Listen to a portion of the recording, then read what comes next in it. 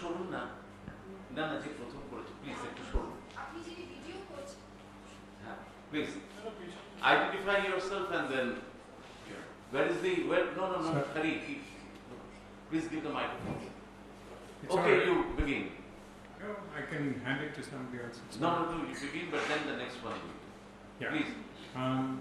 I just have my reservations on the perspectives that both the speakers have used, but without going into that, I'd just like to ask two questions, one from each of the speakers.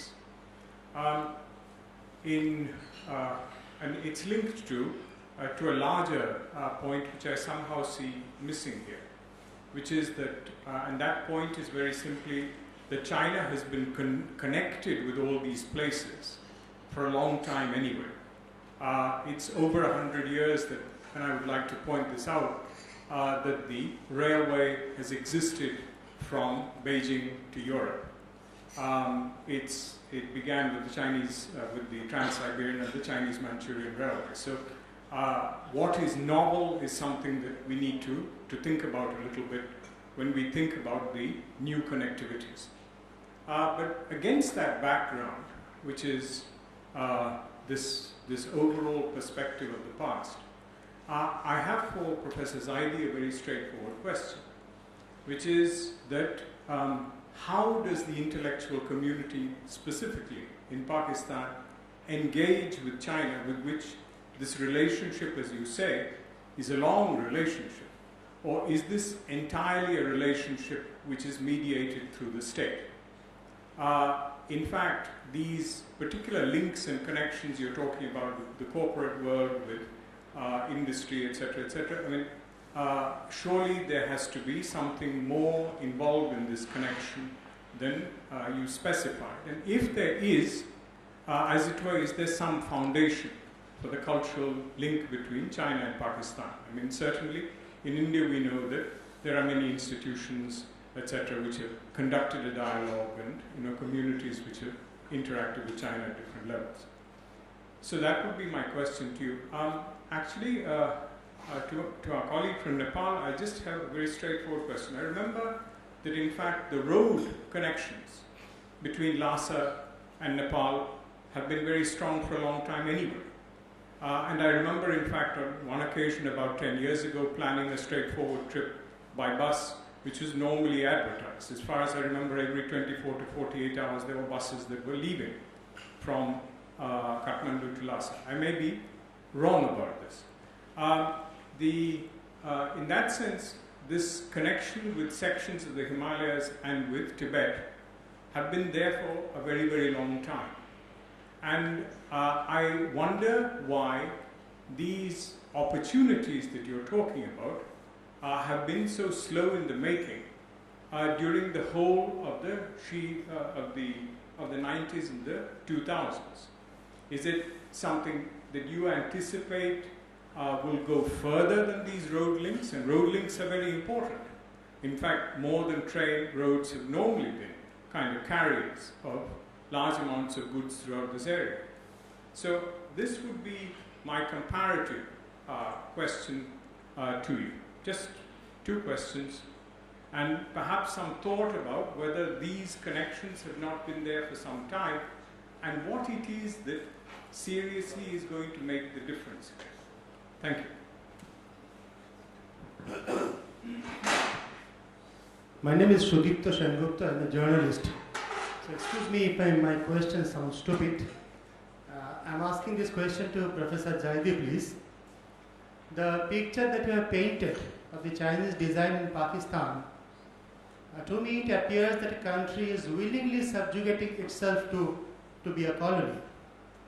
And historically, we all know that such a situation has not been good for the people of that country.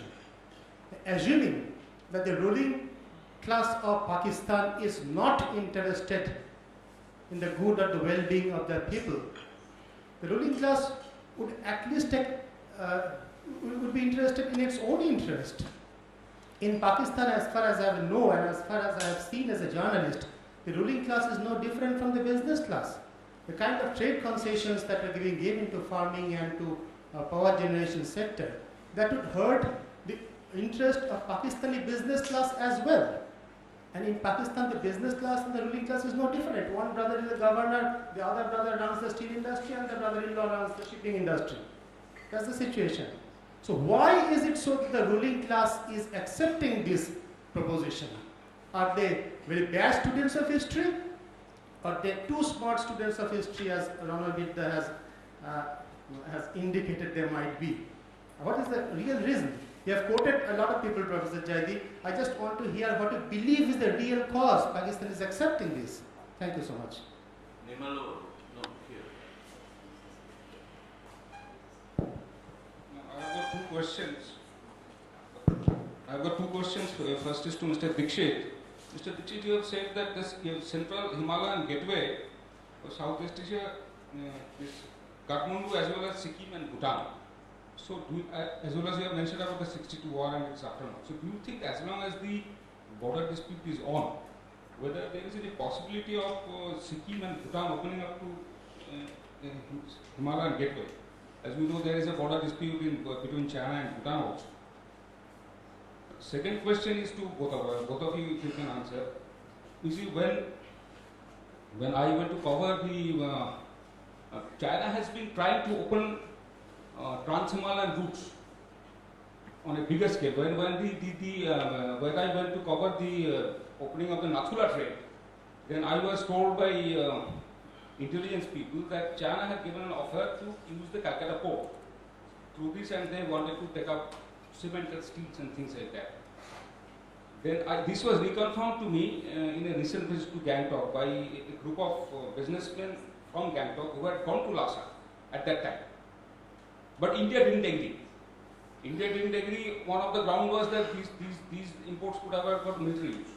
So because this was basically because of the misunderstanding at the border. Now my question is, if India agrees to play game with China on this kind of a trade, then whether India can stand up to China, or whether India runs the risk of being overwhelmed by China, as you have said in the case of Pakistan. Whether India's economy, whether it has happened in the case of Pakistan, because Pakistan's economy is too weak compared to China, and India's economy is strong. So these are my two questions, and I have got two small observations regarding if you observation later. No, okay. But you want them to speak for India. Johanto. Although I know, I've noticed that yours will be the last one in the first round. Yeah, my name is Johanto Bodhavadhai. I have one question to Kanak. Now, the picture you have created of the northern opening and the traditional southern relations, if we see heterogeneity of Nepal, culturally, ethnically, religiously, the middle Himalayan bound Kshatri community rules and its links with the southern aspect, technically southern aspect of the Himalayas is very strong. As you go higher and higher, particularly above 2,500 meters, the bound Kshatri influence gives way to a Tibetan ethnic Buddhist-oriented community and their interests. Now, in the opening to the north and opening to the south, we know from India the southern relations.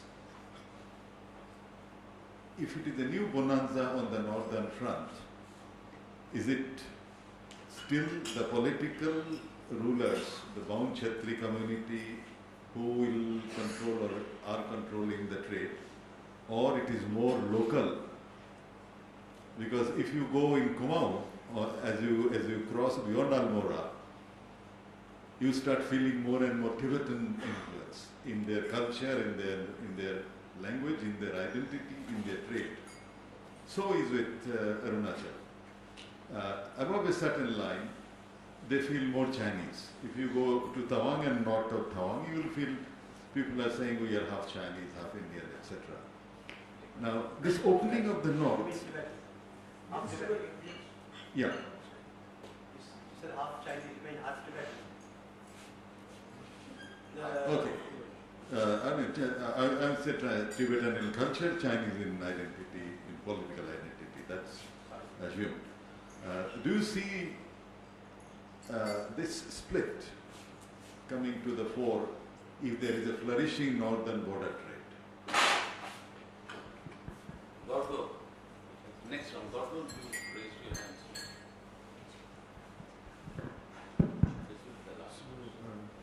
This is for Mr. Zaidi. So, in Indian Union, of course, the various states are posited quite differently vis-a-vis this One Belt, One Road. And if you look at the original plan, it only passes through two or three states, West Bengal being one, and Calcutta being a very important outlet, essentially, because, as you said, as Kanak said, Chittagong, along with Calcutta, this kind of in the original plan, two outs into the Bay of Bengal, right? So Calcutta, West Bengal is a kind of capital and infrastructure deficient state, okay? And these things have a multiplier effect where there are large populaces, etc. Okay, that's sort of for real. Delhi has problems with Beijing. They have some problems within themselves, right? So, however, which is why India is sitting out. We are losing this opportunity, and that's been pointed out by several other people that there is something wrong here. It was a win-win scenario, especially for these eastern states which have been historically very kind of extracted from, etc. in post 1947, right? So this was one opportunity of kind of a special handling without any cost to the Indian government. It can't pay anyways. So I'm just wondering whether these kind of similar province-specific kind of takes on CPEC, do they exist? I mean, I would think that the interests of the four provinces would be quite different vis-a-vis this kind of a thing which happened. Okay. Kanak, could you begin first? Sure.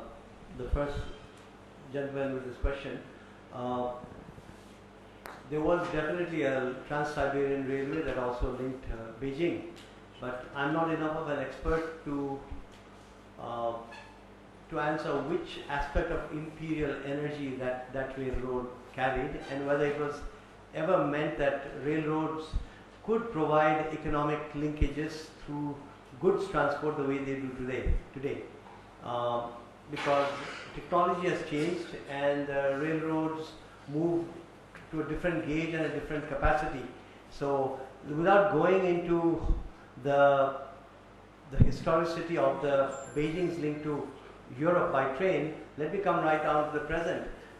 Nobody doubts that the reason for the Belt and Road Initiative is not Chinese altruism and empathy for the world.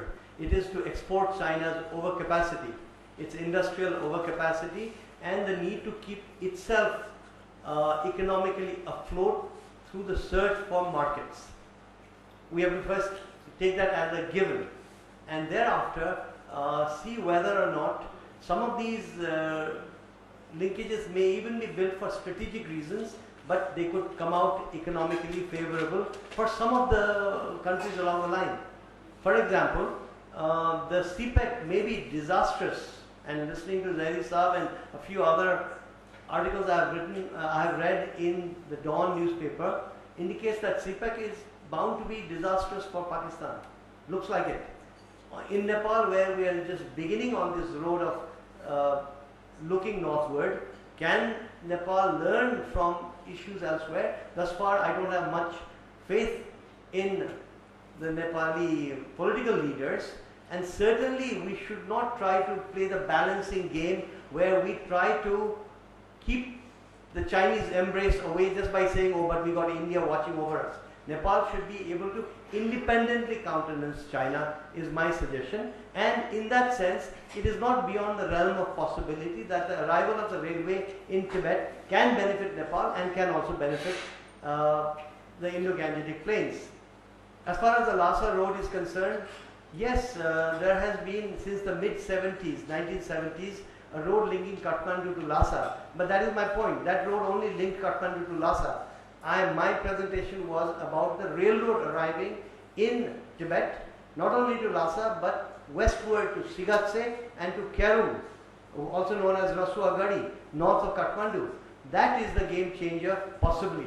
And that is what is different from that one road. And as far as the other road linkages are concerned, no, there has not been highways and built and connecting to north to Tibet anywhere else except for that one point. But now, in India, you talk about Jalapla and Nathula. I think at least one of them is 13,000 feet and the other is about 9 or 11,000 feet from what I remember. But the Nepal passages through the Himalaya are actually all-weather roads. The roads, the linkages that you will need to think about in future beyond Nathula and Jalapla, and actually from what I know from my readings, the actual connection in Sikkim should be North Sikkim. Interestingly, people are looking at Nathula and Jalapla rather than North Sikkim, where there is possibility of greater road connectivity. But within Nepal, the Arun River Valley and the Kali Gandaki River Valley and the Bhotekosi River Valley, the Himalaya is actually breached by these deep rivers. And you can actually be in the Tibetan plateau much lower than on the passes that you are talking about in north of Kalimpong and, well, near Kalimpong and near Gantok. Khasa is the Lhasa road. Yeah.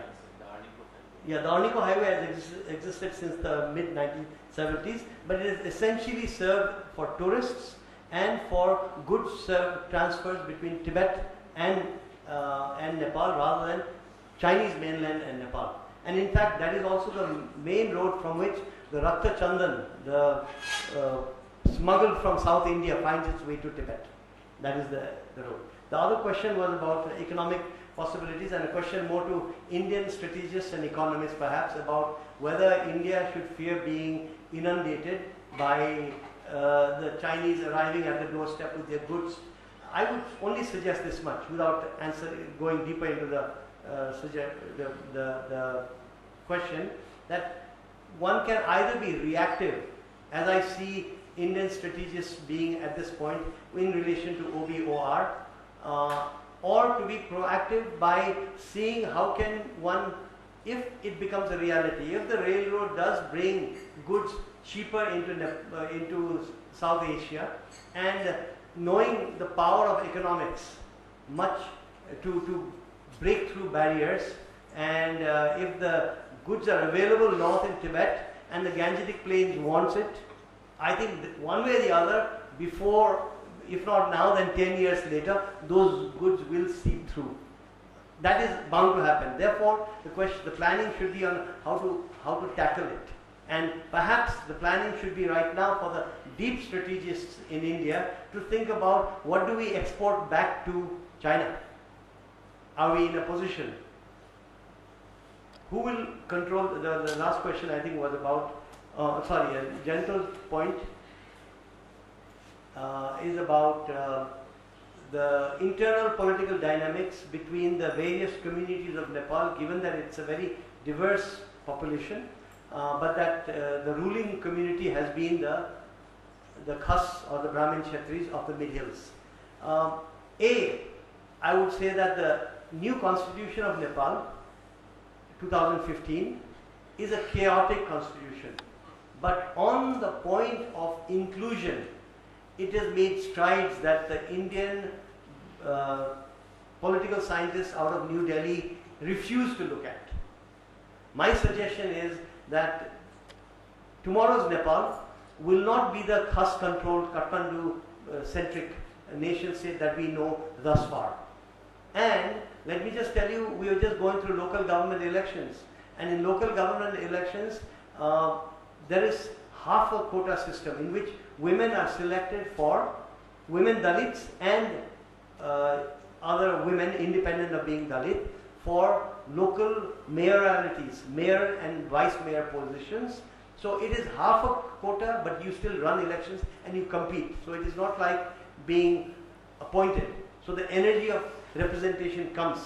All over Nepal, 94% of the vice mayors, as they are known, in 744 villages and cities, there are women in position the way you would never have thought about 2 months ago.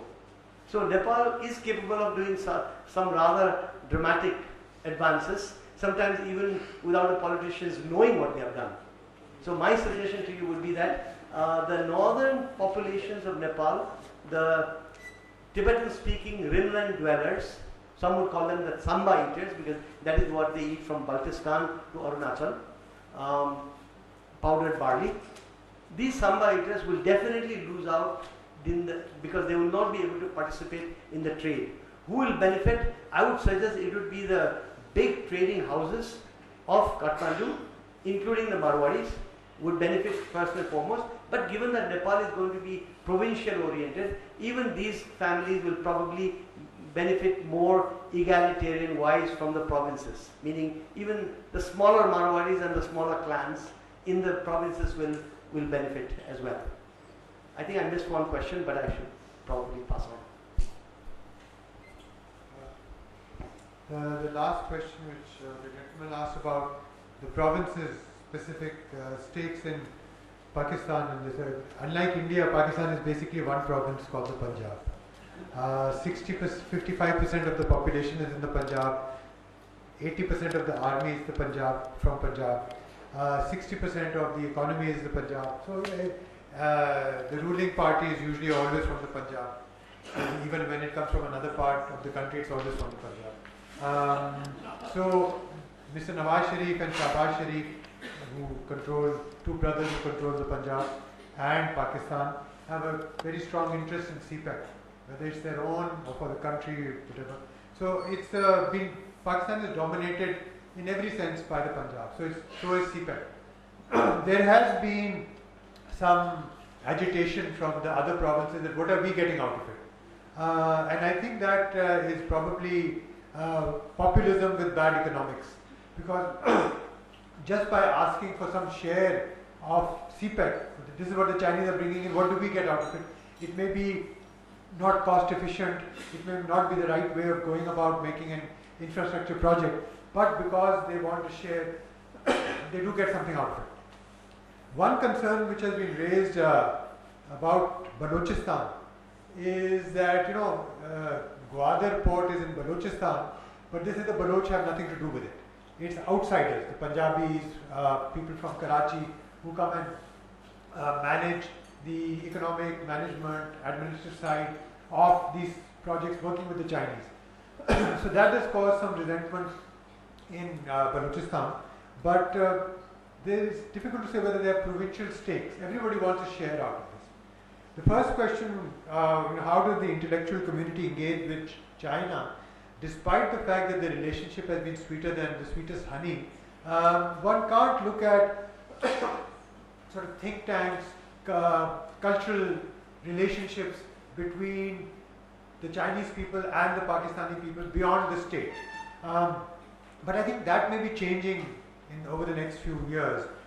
Just 2 weeks ago, somebody launched a Chinese language newspaper in Islamabad, and it already had 5,000 readers in the first week, which will give you a sense of how these new enterprises will open up. But I think a question that you asked, also the first question that was asked, is actually very interesting, and it gives rise to other things as well which you may not have thought about whether the China-Pakistan relationship is moderated through the state.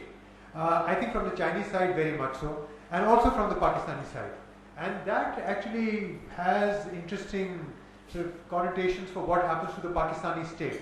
I have argued that the Pakistani state is dysfunctional, it's fractured, and you have different sort of lobbies, interests, mafias, which operate in different parts of Pakistan. But if the state regains its hegemony, and because of this project, that has interesting sort of an interesting direction to what happens to Pakistan internally. But much of the China-Pakistan relationship is at what's called, if not necessarily a state level, but at an official level. So it doesn't really come down to people. I think cultural barriers, language barriers have always made that difficult. While India-Pakistan is more of a people-to-people contact, the language, especially North India and the rest of Pakistan. So China is actually a formidable entity which is quite unknown to the extent of to Pakistanis. But at an official level it has far greater significance. This question of Pakistan willing to subjugate itself into a colony, we've been doing it for 70 years, we can do it for another 70, I don't think that's really going to change. There is nothing new at this juncture. With it, as I said, whether it's the Americans or the Saudis or the Chinese, it's somebody else who comes and builds this relationship.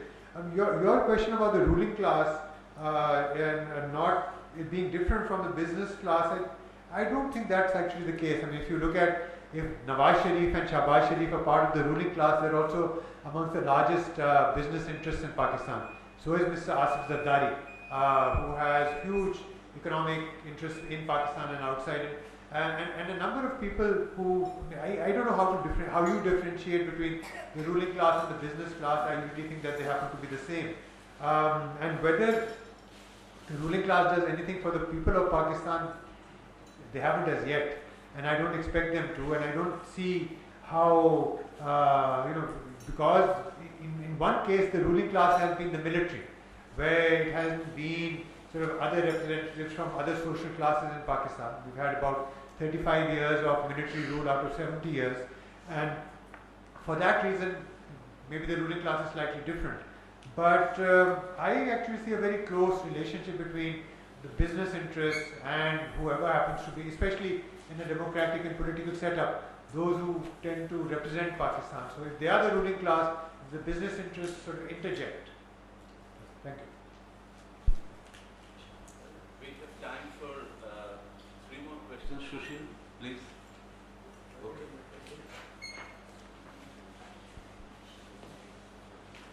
Hey, microphone to Sushil.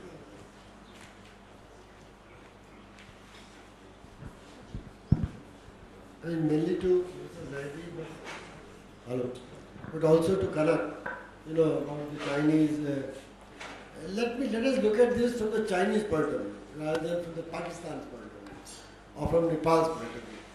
Chinese economy has roughly 50% as investment in GDP. The effort to switch to consumption hasn't worked. Okay. And they are in infrastructure investment, they are the highest in the world, 7 or 8% of GDP, roughly 4 times what India invests. In China, the infrastructure what they have created is grossly underutilized. All studies show that their roads can carry a lot more traffic. They are overbuilt infrastructure, what they call. Okay. So why should you expect that what they will do in China or something would be anything different? Second thing is what they promised in Africa, similar infrastructure investments, has not delivered. They promised same in Latin America, and there are a whole group of websites and scholars who follow what goes on. It's been rather disappointing. Okay, so except that there is a big road and there's some fiber optics and connectivity and so on and so forth, it's actually investment meant for Chinese firms. And that's why China is financing it. Okay, it's to get them some orders, the way the Japanese finance their infrastructure companies to go and invest elsewhere, subsidize it. So from Pakistan's point of view, it can't be a really bad deal. If it is really grossly subsidized. Are you getting what I'm saying? Except that there might be some those concessions, tax-free and all that. But if it is actually subsidized, the infrastructure remains in Pakistan and you don't have to pay for it. Somebody builds a railroad which is, So I would say, how can this be?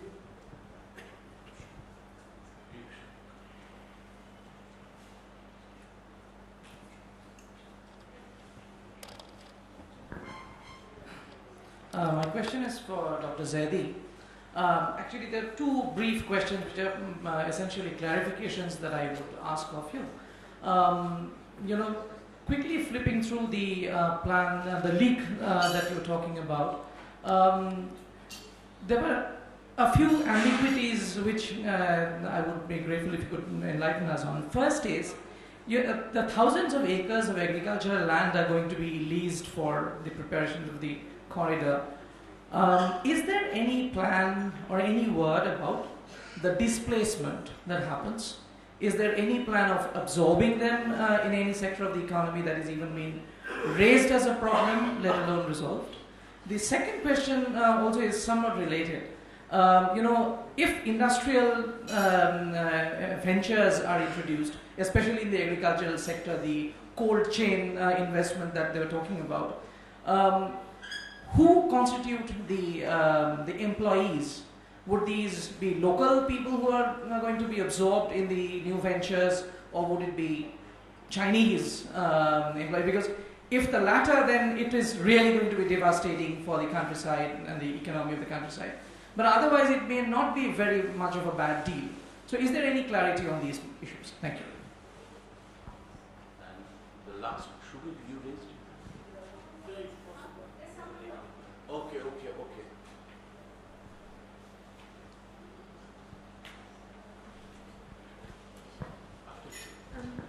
Good evening, sirs. I'd just like to first say that I'm a student. I'm a first year student in the college, just moving on to my second year. So my knowledge about the issue is perhaps not very specific, and rather it's more wholesome in a way, because I haven't learned that much.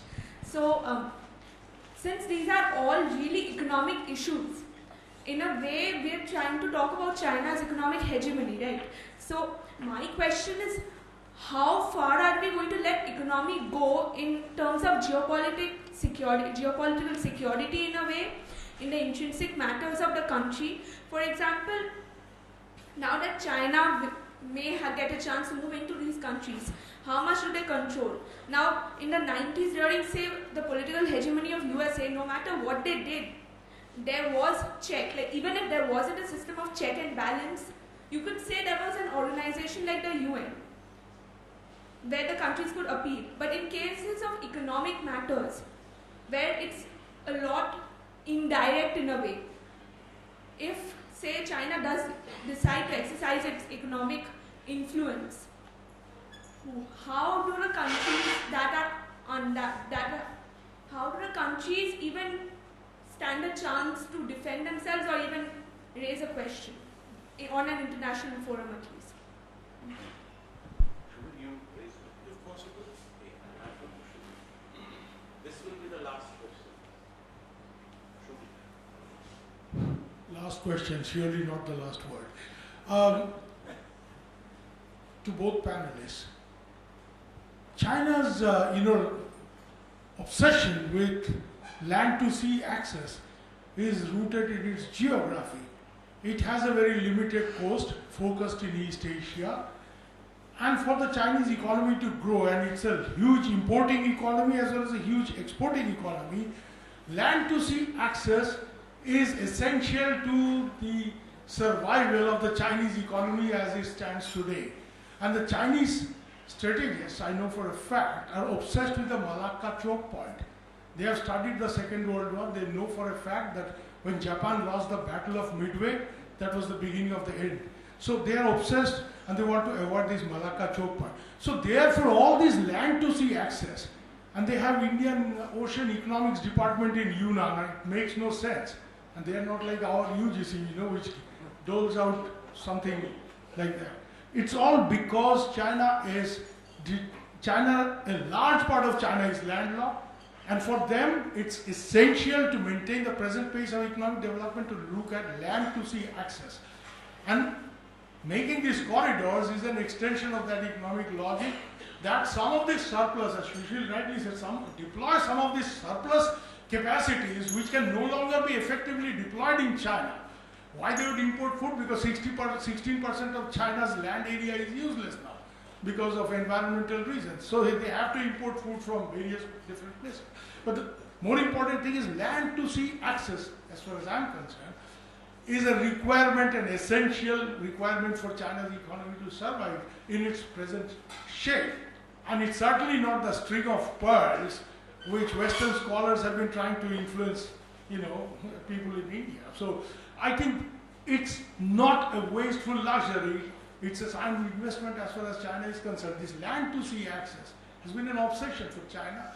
That's why looking at railroads, that's why, running a train from Xinjiang to Rotterdam, 16 days, from Shanghai, going by the Cape of Good Hope, this whole big sea route, 45 days. So it makes sense for China.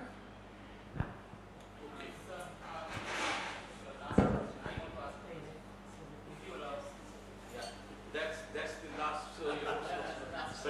but please precise.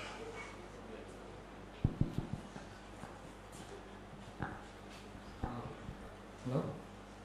It was an informative session. I mean, in terms of technicalities and information, I have two questions in short that would lead to a conclusion rather. The first question is looking at the history of the 1962 war that we are actually putting at the center of this decision making in terms of India and China. If we change the history, had India won the war, so would there be any emphasis on the decision making, like India would have been more interested or India would support this particular project? The second question is is it because China has initiated this particular program, that is the reason there is so much fuss about the opposition, or had there been any other country or the regional pact would have initiated this particular project, so had there been more interest in that? So my point is why the entire discussion is centered towards creating a more strategic conflict, complications there, or it can be led to a particular economic initiative, because when the initiative is taking place, the countries or the regional arrangements, they are also getting the authority there. So allowing someone to enter or to the exit, it's basically a policy reform that individual countries or regional arrangements would actually decide for themselves. So how this particular initiative, can create kind of conflict in the future. We can take this for a kind of progressive initiative rather than seeing it in a very complicated sense or in a very strategic risk mode or something like that. Thank you very much.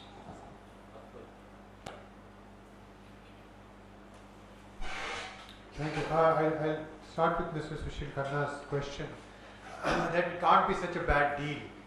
I think the Sri Lankans thought that as well. I think the Tajiks thought that as well. I think the Africans thought that as well. And the Pakistanis think that as well. No, there's been enough evidence in the last 5 years, not 500 years, 5 years, which should make one think twice about looking a gift horse in the mouth and say, okay, we're going to look at it and see what gifts it brings. It's interesting that, the gentleman mentioned the environment.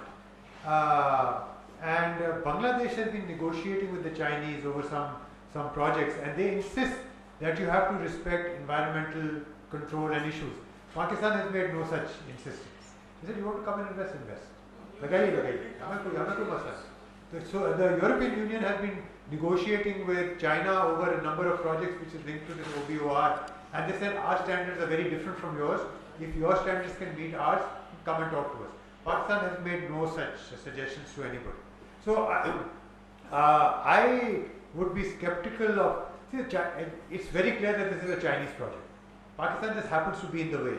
It could have been Germany, it could have been India, it could have been any country. It happens to be Pakistan, and that's why.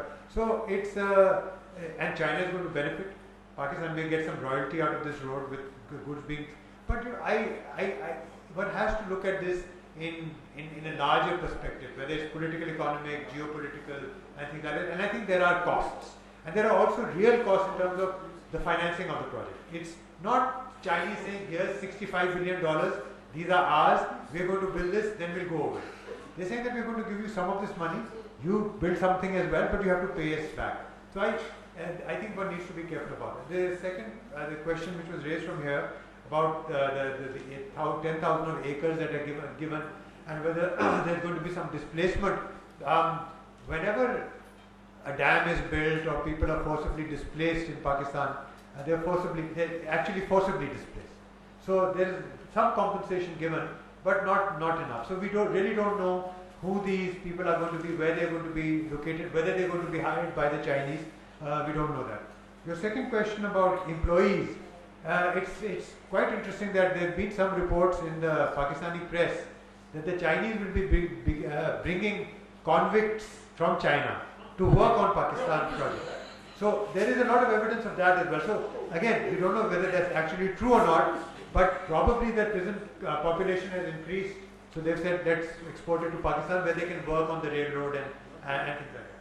So as I said, I don't know if that's true or not. But of course, any project, and again, Sushil Khanna's point and yours, any road that is built does create elasticities, does create employment. Local people do work. Even if you bring in the Chinese, local people are going to open tea stores.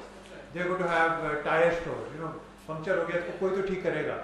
So there are these knock-on activities, but but there is no. I have not seen any substantive cost-benefit analysis of what this project entails. And I think if it is, the minister who's responsible says this is the most scrutinized project in Pakistan's history, but he may have scrutinized it, but nobody else has. So there is this problem of public trust. There is no trust for these documents to be made public. The last, the young student who asked about how does one contain China. I mean, I don't know whether one does that anymore. Some countries are able to. India has been doing it so far. I'm not sure that whether they're going to continue to doing that. Whether you can deal with China on an equal footing. Pakistan has not been able to and probably has no interest in doing that. Maybe the Indians can answer the India side of the question, how they are going to contain China, but Pakistan has no desire to contain China at all. Thank you.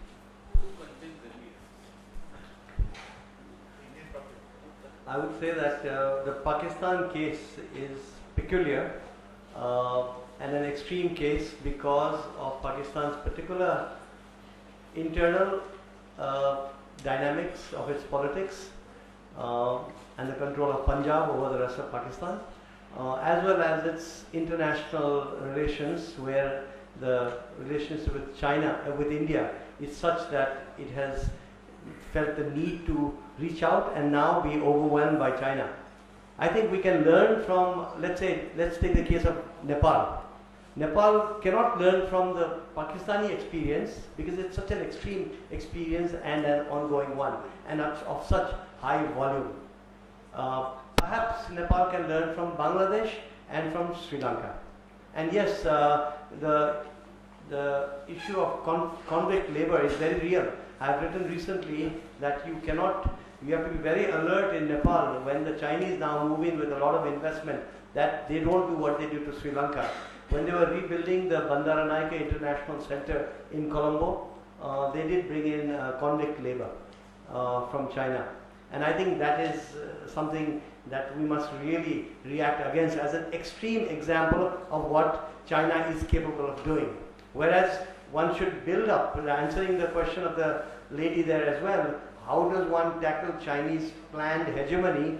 I think the only way is to counterplan and to know that China is doing some of what it does out of a hegemonistic desire perhaps, but China really has not been a hegemon internationally. It has been very xenophobic, but I don't think in terms of how we understand hegemony, it has not thus far.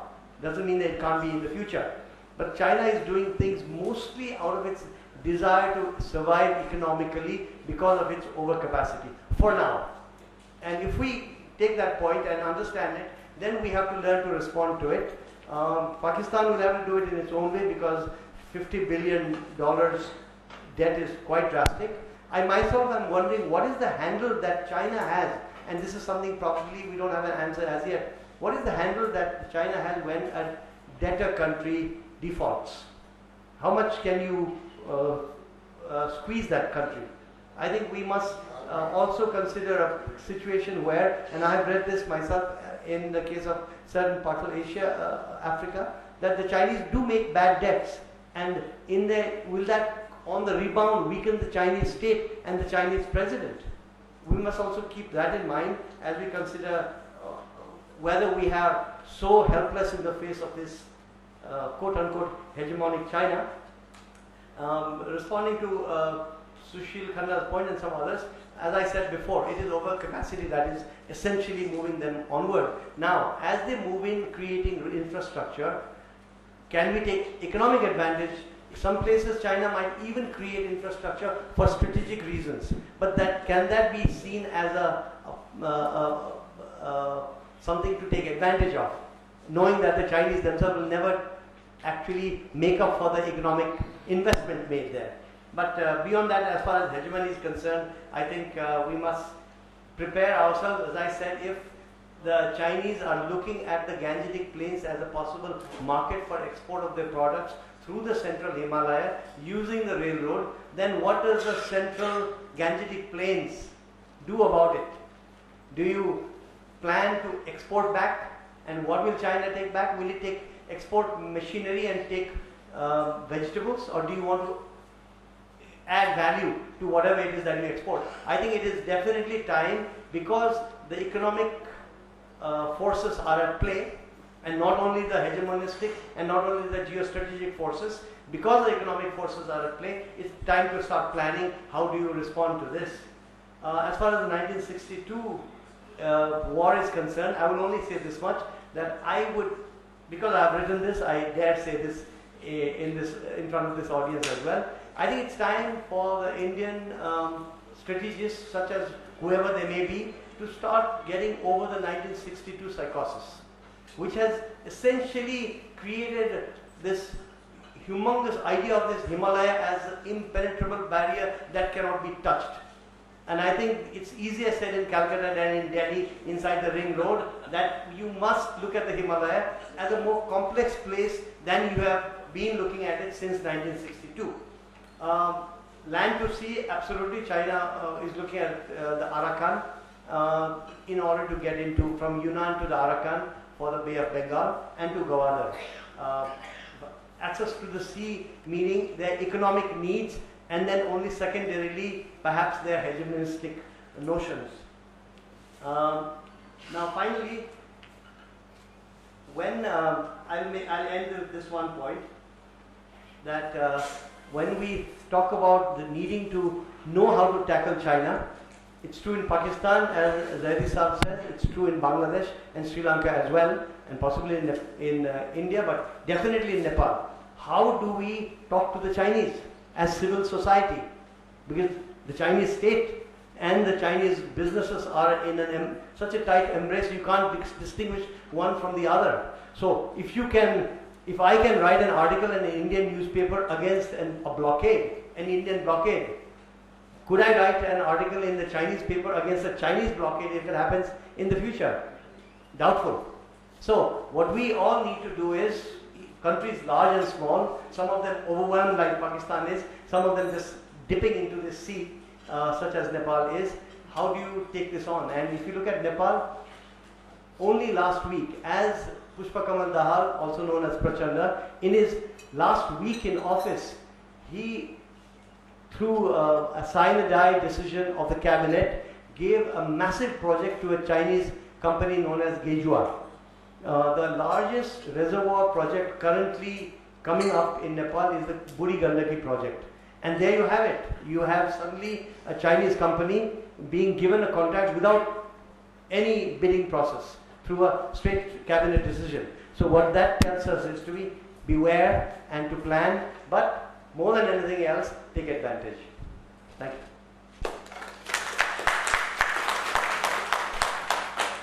So with this, the panel discussion ends, and I think all of you will agree that this has been a very stimulating discussion. And now Dr. Banerjee will share the rest of this.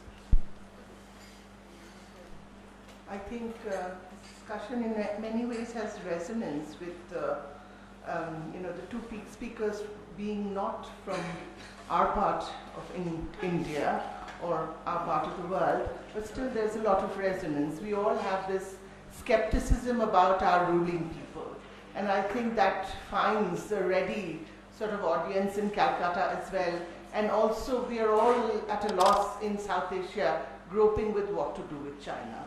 I think that should be the heading for another book project, What to Do with China, because that seems to be the recurring question. And as we clearly found out, it's a much more nuanced question than just a question of political economy. There is so much involved in all of this, and it's a history of over 2,000 years. So, to unpack all of that, it's very, very problematic.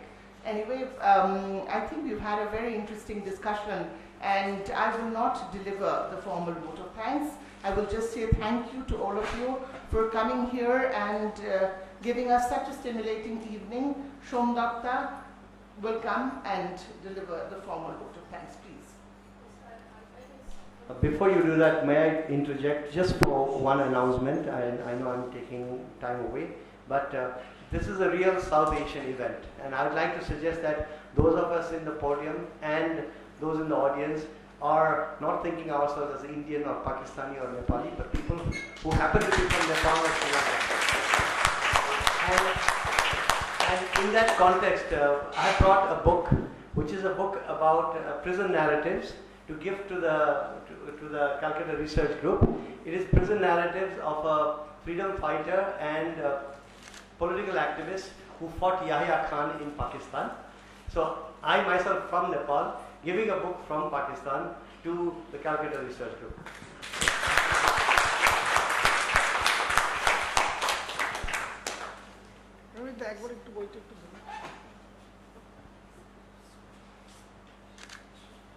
Written by a Pakistani, published in Nepal and handed over to it. Published in Pakistan. Handed over by our Nepali friend, and it will find a prized place in our library.